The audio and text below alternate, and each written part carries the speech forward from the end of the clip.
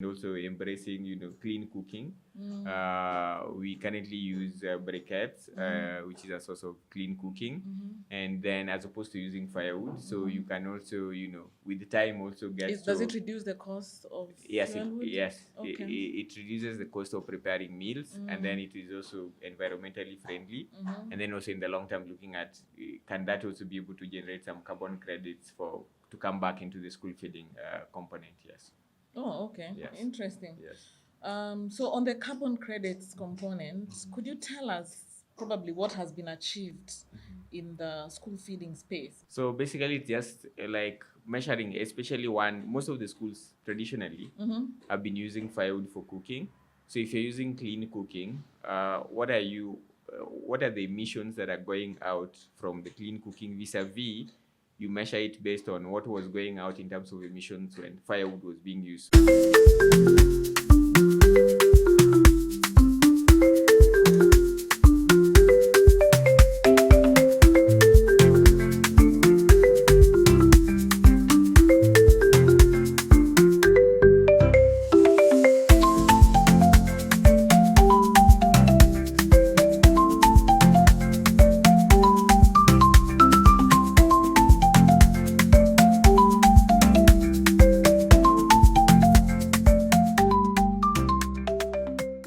Ladies and gentlemen, mabibi na mabwana, welcome to another episode of You Create Impact. I'm your host, Sylvia Kezengwa, and today I'm happy to introduce Francis Amonde of Cup of Uji, who will tell us more about himself and the work he's doing in changing the lives of communities across Kenya. Welcome again. Don't forget to like, subscribe. Francis, Yes. thank you for coming. Thank you so much. We've for the been trying to opportunity. plan this for a long minute, and I'm really excited to have you here. Could you tell us a little bit about what your family knows you as? What would they say Francis is? Wow. That's interesting. Quite interesting because my family, what they know me as is one, they just know that I have a big heart. So sometimes saying no to people becomes difficult.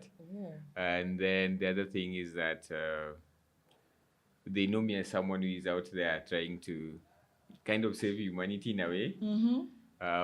More specifically children, and then they also know me as someone who is really hardworking. Whatever I put myself into, I see it through. So I think those are some of the things that they would look more closely into.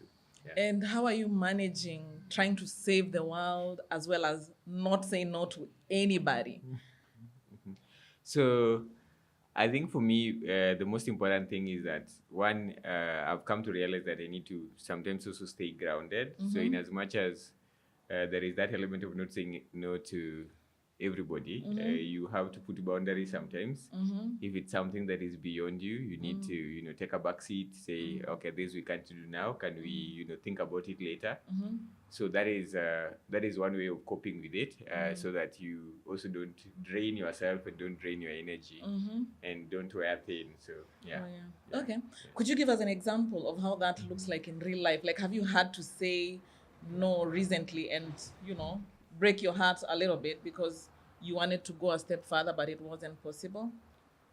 Yes. So we've said no, especially in terms of I think the schools that Cup of Uji works in. So some of the schools that approach us to even go into supporting them, we look at what are the cost implications of doing that. Will the team be straining so much into doing the work? And then also sometimes you look at when you're getting support. So whatever source of support you're getting, is that support aligned to the organization's objectives? And I remember recently, yes, we said no to money. So it was not aligned to what we were doing because what they wanted to achieve vis-a-vis what we wanted to achieve were not aligned. So we just said no. You saw my eyes. They rolled when you Yes. said no to money. Yes. Everyone is looking for an opportunity where they can get a grant here, financing here, to be able to move things. So what was the reason why you said no to this money? So the reason why we said no to the money is because one, the objectives were not aligned.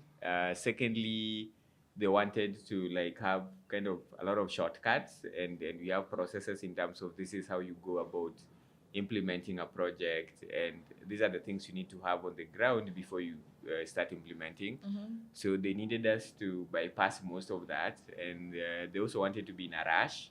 And this is something that needed to really take some good time planning and thinking through and executing. So we had to return back the money. We said we have not spent it, so I think this would be strenuous on the team. Yeah, it actually came into your account and you sent it back? Yes. Oh. Yes. So tell us something about your values as Francis and maybe as an organization. What are some of the values that you felt this money was making you not live up to them? And how do you expect to be able to manage with these kind of situations? Or maybe what would you advise someone trying to start in the nonprofit space to think about? What are the principles to keep in mind when getting financing or grants for projects? And that reminds me that even here in Mir Restaurant and Cafe, I know one of their principles is they don't serve alcohol. It's very specific. And I think it rubs off people sometimes the wrong way, but it's a principle that they've decided to uphold. Congratulations, guys. And, they are really sticking to it. Maybe if you can, tackle something specific. So for us, it was more of what are the values that we've always had as an organization? Because one, if you're doing something, even if in as much as we are in the non-profit space, so whatever we stick to doing, we make sure that it is the best. Like we're giving the best of ourselves, we're giving the best in terms of quality. If it is the school meals, we're giving the best.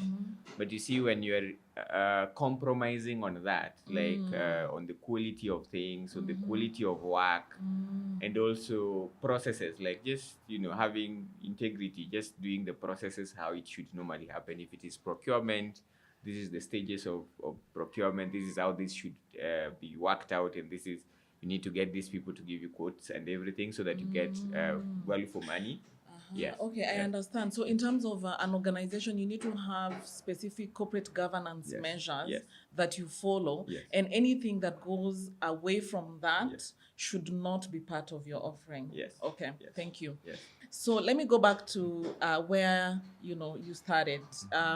You have a career in journalism. Maybe you can tell us what you achieved there. Maybe that's why you're so eloquent, and Not really. we feel like Cup of Uji is something that a lot of people can resonate with because of how you do your marketing. How have you pivoted sort of that knowledge as a journalist into building Cup of Uji? And probably we can go a little bit into what is Cup of Uji. Wow. So interestingly, yes, I'm a trained journalist. Did I practice? Yes, shortly. I think in radio, I did radio. I did vernacular radio in a local radio station. Oh, okay. For like a few months, and then I think after that, I got a role to become a teacher in a school. So interestingly, so I jumped from being in radio to being a teacher in a school, teaching ICT, teaching grammar, history for year 9, 10, and 11. And then within that, again, I left that and then again did something for training adolescents on life skills and living values. And so, but all that wasn't so satisfactory as to Cup of Uji itself. So I wasn't finding, like, I was feeling like there was a missing link. So in as much as, yes, the money was good, I was being paid well. And I was just like, I really want to do something in the lives of children. So something that has an impact. And that was why Cup of Uji was strongly calling. Yes. Okay. Yes. So tell us more about Cup of Uji, where you started, where you are, and what has been happening in that space, and what do you think the future looks like? So Cup of Uji started in 2011 at a school called Nyatwere Primary. It is in Homa Bay County, a place called the Yugis. And it started in a very interesting way because my late mom was a teacher there. Okay. So I had happened to be visiting while still in campus and trying to, just find out, like just to say hi. But interestingly, when I went to the school, I found kids in the school. They were kind of weak in terms of their physique. And so I wanted to know their story. Also, being that I was being trained as a journalist, so I was interested. I was curious to know what was their story like. And then I got to learn that most of them in that particular school were either total or partial orphans, and they were staying with grandparents who didn't really have a stable source of income. So what would happen in that instance is that they would come to school in the morning, no breakfast, or maybe no breakfast and dinner the previous night. And then I thought to myself, what could I do in a small way as Francis from my own pocket? So I thought of to address the whole hunger situation for the kids. So what I had in mind was rice and beans because I thought it was a balanced meal. But the mathematics of it was not really working out well. Was expensive. It was expensive. I couldn't afford that from my How pocket many as a kids student. were they at the time? So at the time, the entire school was 500, but the preschool ones, which were my main area of focus at that time, was slightly over 100.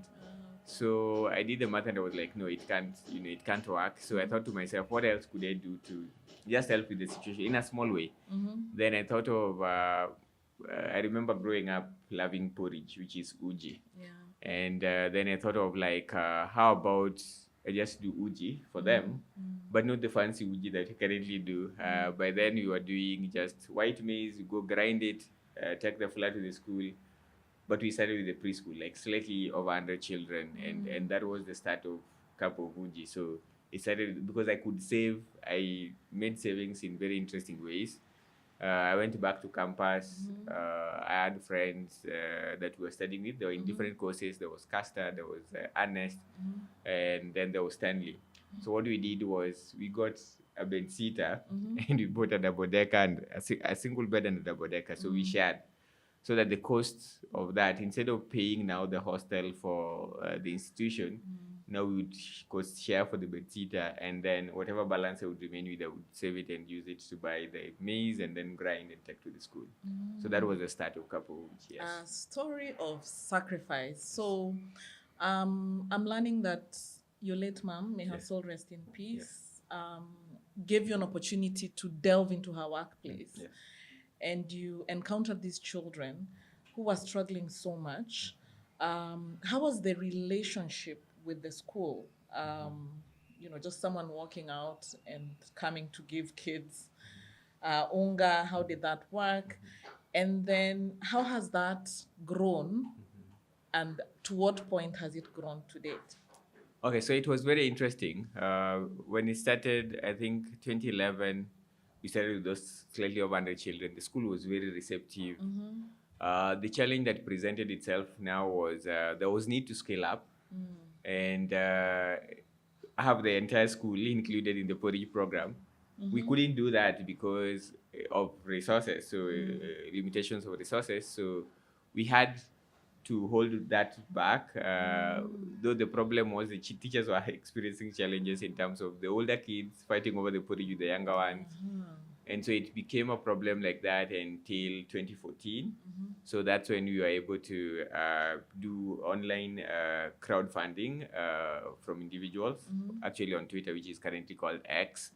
And then we were able to scale up. Now from there is where we were able to scale up to have the whole school covered in terms of the porridge. And then now gradually from covering that single particular school to now where we are, where we do over 20 schools in 6 counties and doing over 17,000 children every day. So in some of the schools we do porridge, in some of the schools we do both porridge and lunch, in some of the schools we only do lunch. So it has been an interesting journey, and we are looking forward to doing 100,000 meals by the end of this year. Oh, yes. So 17,000 to date. Yes. And it started with Kenyans. Yes. Kenyans supporting their own children. Yes. How did you think this campaign would work? I know that I think Kenya Red Cross did Kenyans for Kenya. Was this before Kenyans for Kenya or after?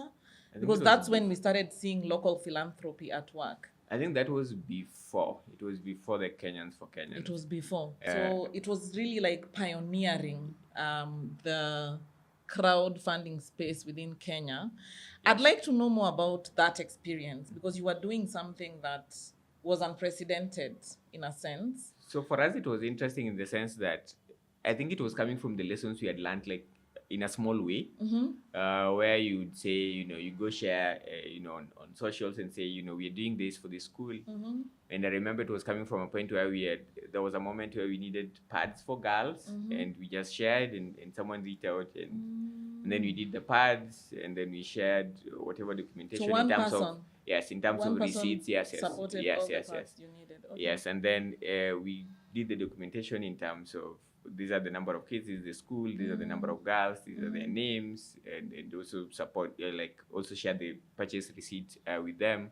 So from that point is when we got to learn that, and this was a Kenyan. So from that point is when we got to learn that, Kenyans are big on giving, but only if you're accountable for whatever they're giving. So that spoke to us. So we said, whatever we are doing going forward, we have to account for every coin that is donated to the organization. Yes. Good. Yes. And how do you account to a big crowd? I understand accounting to one yes, person, you can send them an email, yes, sure. But so, how do you really be accountable to a big crowd? So to a big crowd, mostly what we currently try to do is to maybe have a financial report on our website, and then audit reports, and then again also just on our socials we tell them, we have money to raise this, or if it is about school fee for needy students, we say, okay, these are, we share. When the slips, we say, okay, we have money. We managed to raise this for the school fee of these students. We paid, and these are, this is the evidence of that payment. And then also we just share what we have raised and how we have used it. So that makes it easier for people to also believe in the cause and to continue supporting the cause. Yes. So accountability is key. Very important. It's a big thing. Yes. So what are some of the lessons that you've learned from the challenges that you experienced that you're tapping on now to help you scale to many more counties and schools? So I think some of the things that we have learned along the way is, one, there is the accountability aspect. There is integrity. There is, don't compromise on the quality of the work that you do, in as much as you are a non-profit. So if the money is not enough, just say it up front that, this money you're giving me, I'm not going to do a good job with it. So it can only do this much. It can't do the much that you want. So being very candid about that. Yeah. And then again, the other thing is also learning to say no. It is difficult sometimes, especially in the non-profit space, for people to say no, especially to even grants or funding. But if it doesn't align with what your organization wants to achieve, I think the power of saying no. And then again, the other thing is teamwork. Also, believing in the team that you work with and trusting them with the responsibilities so that they can deliver on the different aspects of what you're trying to achieve. And also sharing with them in such a way that they're able to also buy into the vision and the mission of the organization. And they're able to have that embedded in them in such a way that they would, easily work for the organization. Like, yes, there is the pay bit, but there is also the fact that you need to also have very passionate individuals doing the work. So that is something that is big. And also the other lesson is, have everything on paper. So always make sure, contracting, everything, document everything, and then also just don't believe people for their word, because we have also learned, especially for the schools that sometimes we onboard, so they can tell you, maybe 500 children are going to, because we have a model where parents also get to co-pay for sustainability purposes. So they can tell you that, 500 students are going to be covered in our school. And then you get to the school, you've supplied supplies for 500, and then now you have the school making payment for 100. So you see that is a loss. So you need to also have it on paper, and again, also make sure that they are paying before you supply them, so that you don't have a situation where you have supplied for that 500 and they are paid for 100. So you don't have a situation where you have a lot of back and forth with some of the schools. and also making sure that you really track everything in terms of monitoring. So we use monitoring sheets which they fill daily in terms of the number of children fed, what was used, and then also involving parents. So we've created a system where we have small cohorts of parents, like in every school. So you have a committee of parents, which parents have selected. So every single day, one parent is able to be at the school to check, okay, this left the store, this remained, as part of accountability, and also as part of involving parents in the whole community engagement as far as the work that we do is concerned. Yes. That sounds interesting. Yeah.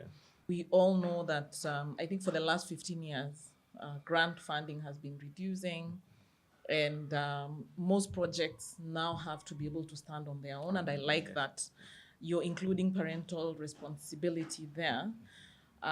What are some of the other aspects that Cup of Uji is undertaking to ensure that schools can be able to be, fully dependent on themselves to provide for these children's meals or uji? So currently what we are trying to do is that we are also introducing school gardens where we can plant using the 4K club. So we are involving the students in the schools. So the 4K club of the schools, the students are able to take part in the gardening. So we plant vegetables, things like onions, And then again, we are also introducing fruit trees. So we have fruit trees planted in the schools in the hope that, once those fruit trees shall have matured, then if you sell them, then you can also use it to sustain the school feeding. So for the school gardens that we are currently, implementing actively, is that we are working with the 4K Club, which is it was Kuungana Kufanya Kusaidia Kenya. Yeah. So initially, growing up, 4K clubs used to exist. They are being revived now. They had died, and then now they're being revived. The government is reviving them through the CBC curriculum. And so agriculture is also a big component of that. So we have students in the respective schools that are also pursuing that. So then they have teachers who are in charge of training them and teaching them on that, on the different aspects of agriculture. And then you also have people who provide technical skills.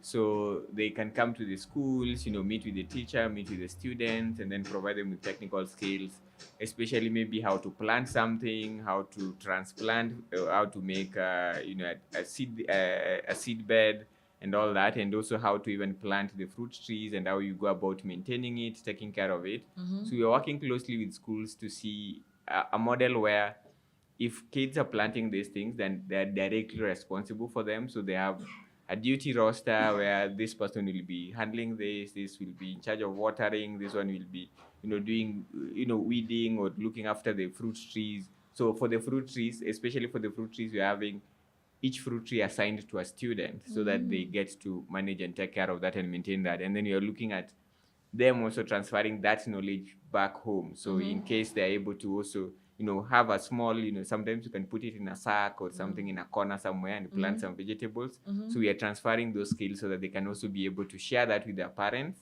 And then whenever also parents come for parents meeting, we share the same knowledge with them so that they're able to also plug in and just be able to implement that at home. Because yes, in as much as we are feeding them in school, what happens at home? We are feeding them in school because there are no meals at home. So when they go home, they also need to, have a continuation of the same.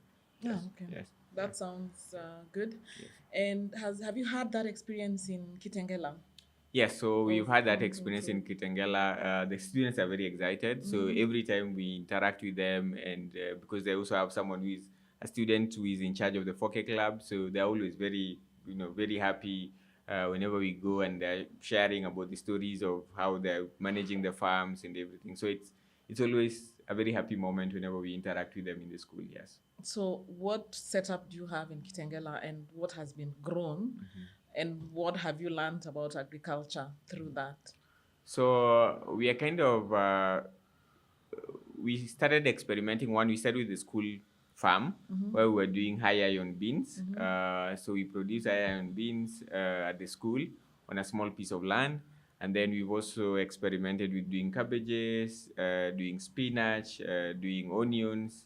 And then now we are going to also, this year we're also trying to see if we can also incorporate vertical gardens so that we use less land Less and then we get to plant more vegetables. And then again, we have the fruit trees, which that will take time to mature, maybe 2 to 3 years. So after that, then we'll be able to see are these fruit trees things that we can sell in the market, aside from benefiting the learners in the school. Can we sell, and then now whatever it comes in terms of the income, then you use it to sustain the school feeding program, so that the students, in as much as the parents are copaying, then the top up bit that needs to be paid up, then you're able to easily cater for it. Yes. Okay. Then again, there is the whole aspect of also trying to have parents co-pay for the meals. So that is also another element of sustainability. Thank Yes. you for that. So Yes. my understanding here is that when this model of Cup of Uji is working in one school, they develop it to a point where it's able to be sustainable. So when you're supporting Cup of Uji, you're not just supporting something for one term, but you're really supporting something that becomes a part of the ecosystem. And also embracing, clean cooking. We currently use briquettes, which is a source of clean cooking, and then as opposed to using firewood. So you can also, with the time, also get. Does it reduce the cost of fuelwood? Yes. Okay. It reduces the cost of preparing meals, and then it is also environmentally friendly.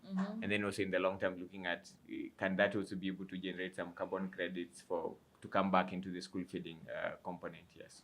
Oh, okay. Yes. Interesting. Yes. So on the carbon credits component, could you tell us probably what has been achieved in the school feeding space? So basically, it's just like measuring, especially most of the schools traditionally have been using firewood for cooking.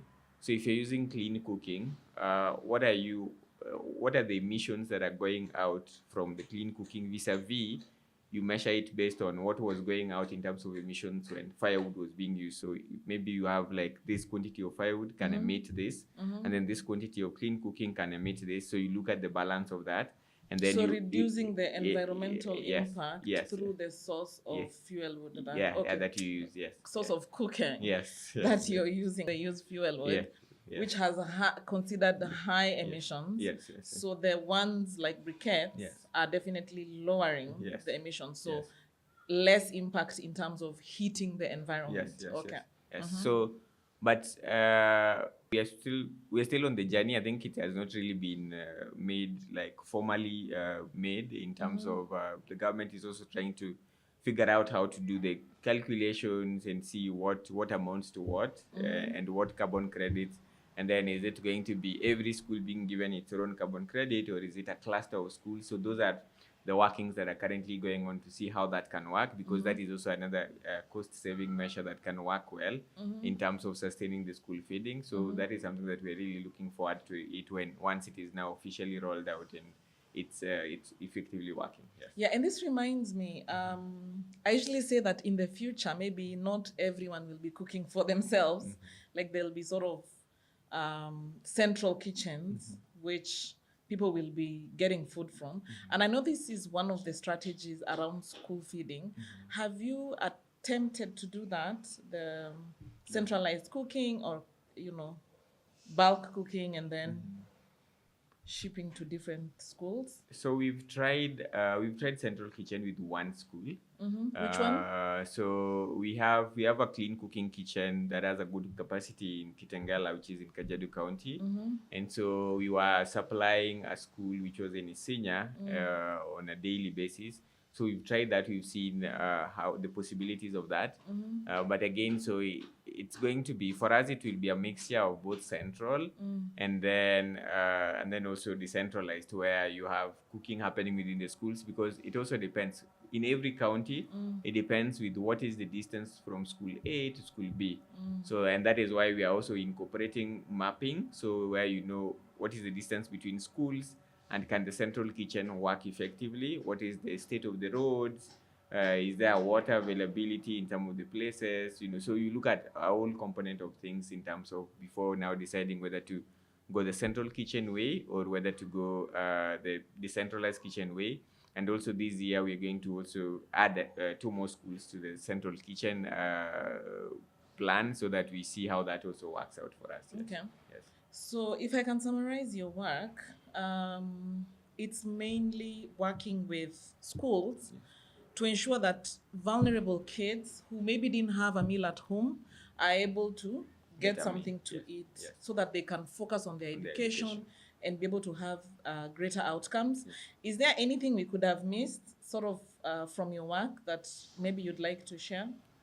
No, I think mostly it's interesting because we are trying to fight hunger and also drive the education, because when they're able to not just concentrate in class, because it goes beyond the classroom. So you have kids who are also talented, they're in sports, but even sports you can't play when you are running on empty. So we're looking at it holistically, and then again there are other things, that other components that tie to that.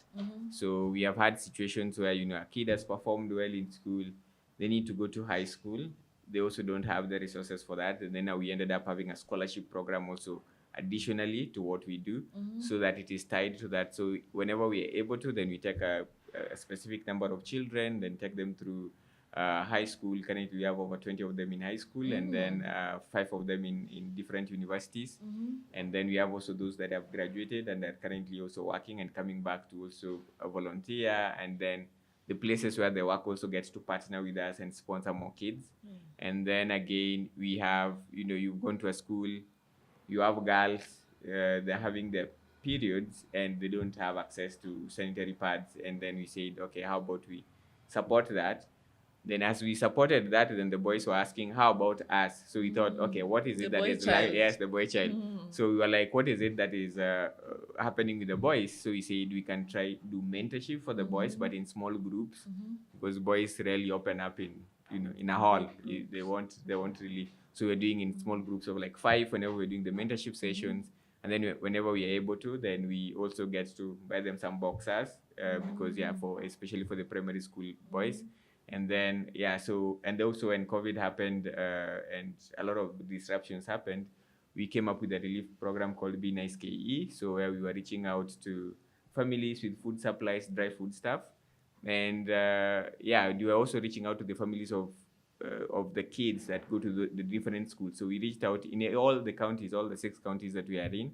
During COVID, we were able to be doing at least 100 families in each of the counties, and giving them food supplies that were to last them for some period of time. So Oh, yes. that's quite a lot of initiatives, from feeding hungry children to supporting boys and girls in the different ways, including mentorship.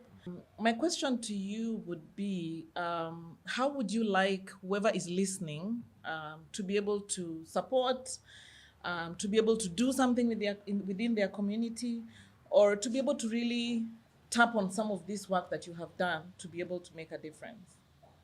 So what I always say is that each one reach one, because you don't have to. I started with slightly over 100 children. You don't have to do a big number of children in terms of reach, in terms of making a difference, and you don't have to do everything else. Like you can, maybe there is a child that only needs help with homework. You can help them with that. There's a child who needs help with mathematics, and you're good in it. You can volunteer and help them with that. There is just small bits of whatever someone might need. It doesn't have to be costly. It doesn't have to cost you, and then you can be able to plug into that and be able to make a difference.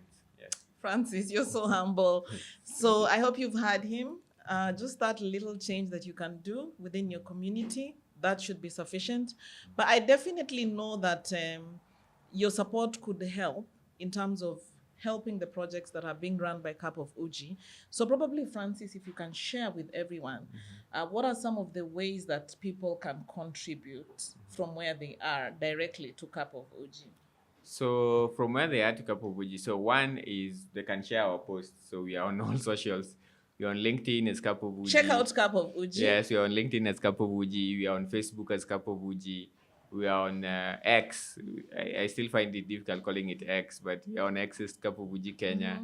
We are on Instagram as Cup of Uji. So those ways, like someone can be able to share our work. You can be able to partner with us if you are a corporate, you are an organization. You can support a meal, so a lunch meal costs like 40 shillings, and then a cup of porridge costs 15 shillings. 40 bob, and there's an Yes, M-Pesa number. Yes. So, and then you can be able to partner with us in that way. You can sponsor a school, support a school, or support a meal, And also you can support a county because we are also looking at supporting preschool children in the different counties that we have in the country, especially with porridge that is fortified porridge. And then again, yeah, you can support using our M-Pesa, which is M-Pesa Pay Bill, which is 891-300, and the account number is HOPE, HOPE. And yeah, you can also be able to volunteer your time and skills. You might see a gap, that's something that we are lacking, and say, I can chip into Cup of Uji, I can volunteer my hours, I can volunteer my skills, and that is something that will really go a long way. And you can also help us in terms of also even just fundraising for us. So you can create a small fundraiser, be it on your birthday, say, today I'm celebrating this number of birthdays, and tell people if you are maybe turning 30, you say, I'm supporting 30 meals. That's just fine. It goes a long way. Yeah. Thank you. All good ideas, guys. I hope you caught that detail, and the M-Pesa number is there. And you can always reach out to them directly if you want to support in person. You can go and feed kids, help them prepare those meals, provide mentorship services. There's a lot you can do. Yes. So let's delve back into some of the things that you do for fun. I know you're always going around the country for Cup of Uji, but how do you distress at the end of the day? Oh, how do I distress? Wow. Yeah, very important. And if you don't, this is your wake-up call, right? Yeah. No, I do. I've also learned to be very mean with myself. So I do. I sometimes hang out with friends, then have fun activities with friends. We maybe go out, do picnics, or sometimes I go quad biking.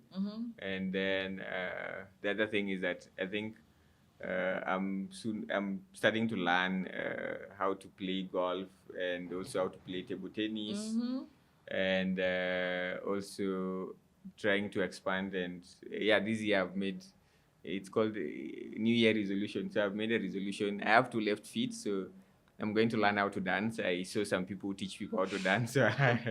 It's always sometimes embarrassing. You go to the schools, kids want to dance, and yes, you have 2 left feet.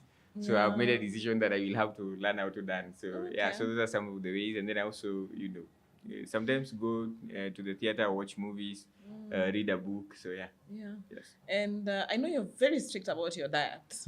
Can you tell us about that? Not really so strict. I think, what can I say? I'm not really so strict. Particular. Let me use that Yes, word. I'm very particular with my foods. I think I'm choosy with food. Yeah, so it's always a very interesting, but it is something that has come from way back when I was growing up. So I've been always very choosy with food.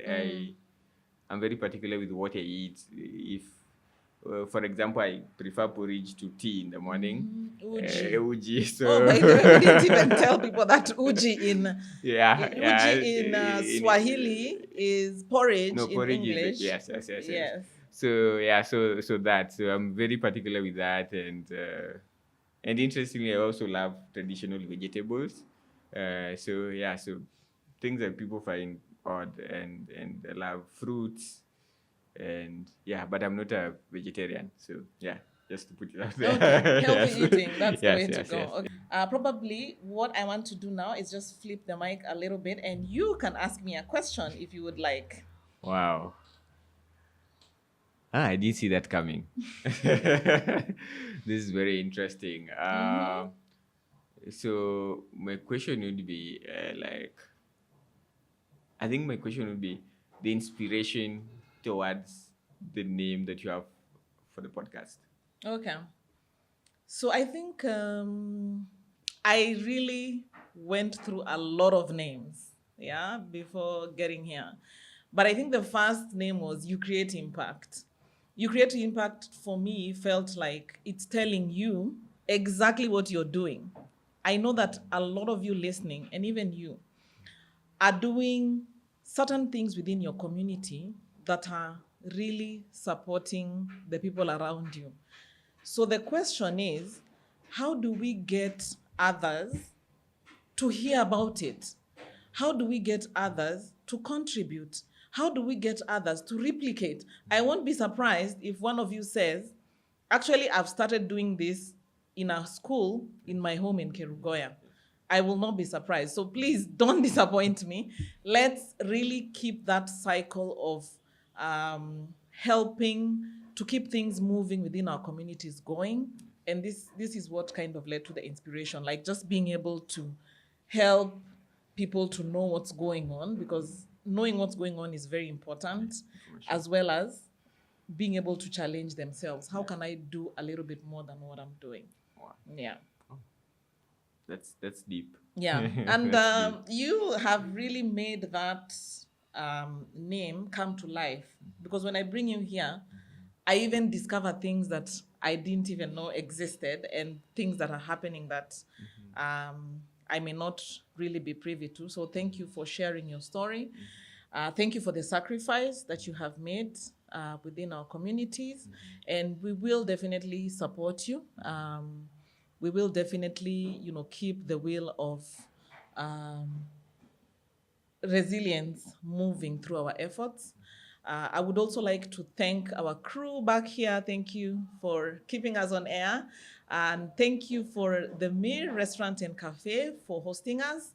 It's a beautiful space that you can come, chill with friends, have a meal, and really enjoy good times together.